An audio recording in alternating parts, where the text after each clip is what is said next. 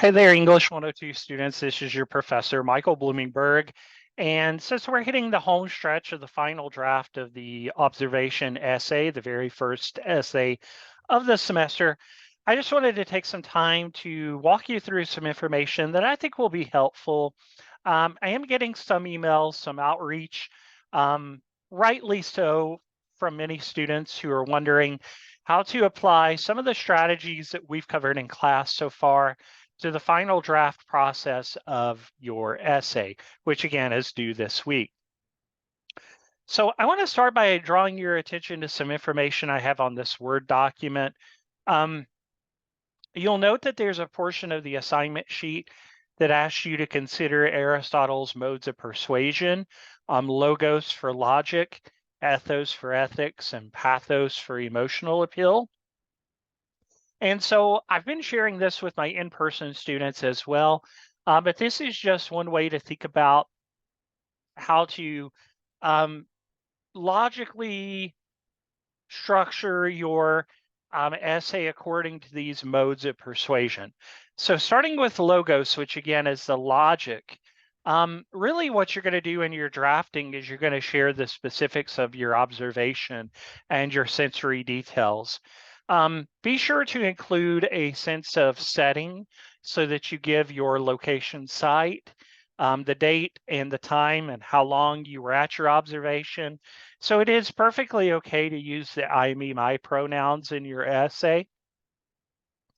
Ethos is your credibility, trustworthiness, and you're going to establish that by the way that you share the details.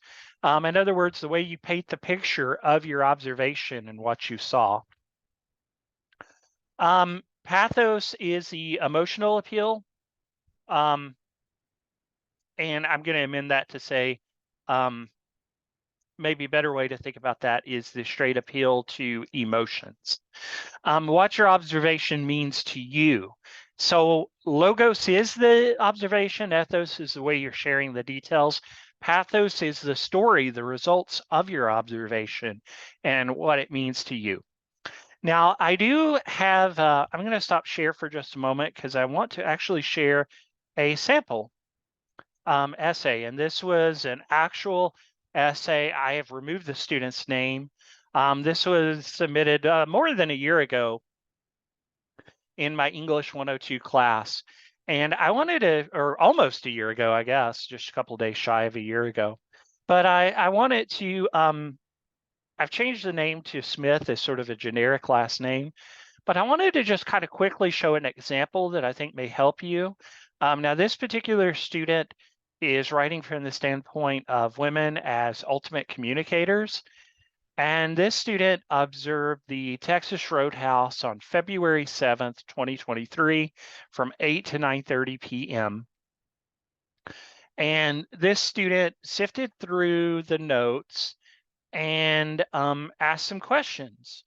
Now, are women better communicators than men? Does it take does more talking equate to better communication? Those are great questions, and those are questions, by the way, that the student raised during the outline of the observation and thinking about what this would end up meaning in terms of thinking ahead to the Texas Roadhouse observation. And here's thesis. Although men are more efficient in many skills than women, so notice that this isn't painting a overall brush of gender. It's just an examination of this particular point in time. It goes on to say that women are better communicators than men because they are more nurturing, attentive to details, and have enhanced physiological features.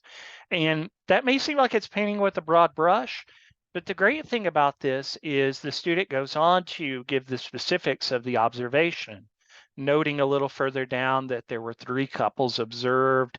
The first paragraph's just sort of setting the stage for what observations at a restaurant may generally, what we might generally expect. And then the essay goes on to some of the more specifics of the observation, noting that both women had scooted over a few inches and one woman showed her friend the bathroom inspiration she had been eyeing for a while. And this required hypervigilance during the observation itself. So these are the key details that this particular student honed in on that women were sharing with one another during this time at Texas Roadhouse.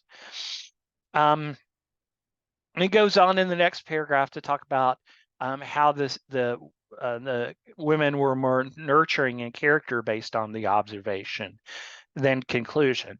So this essay did score a pretty good score. I'm not going to get into the specifics of the grading, but it did do most of the things that I was asking for in terms of the rubric, which again is posted for you to check out in Blackboard. If you go into the folder from, I believe it's week 4, is where you can find the rubric. And of course, you did the peer review last week.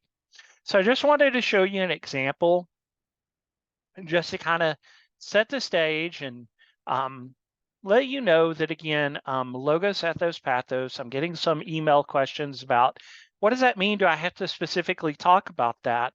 You don't. I would just try to inherently structure your essay to cover those components. And you had some examples to look at in peer review last week, but I did think it was something that you want to look at this week.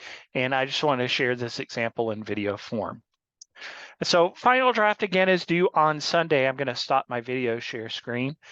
Final draft is due Sunday, so just keep working through the drafting this week. Remember to revise, edit, and proofread your draft based on what you were able to put together last week as well. And as always, you can reach out via email if you have any questions. But I'm looking forward to seeing how your drafting goes. Check in via email if you need to, and we'll switch things up next week, by the way, when we get the opportunity to start a new module, and we'll transition into some new material as well. So take care, work hard this week and let me know if you have any questions. Good luck.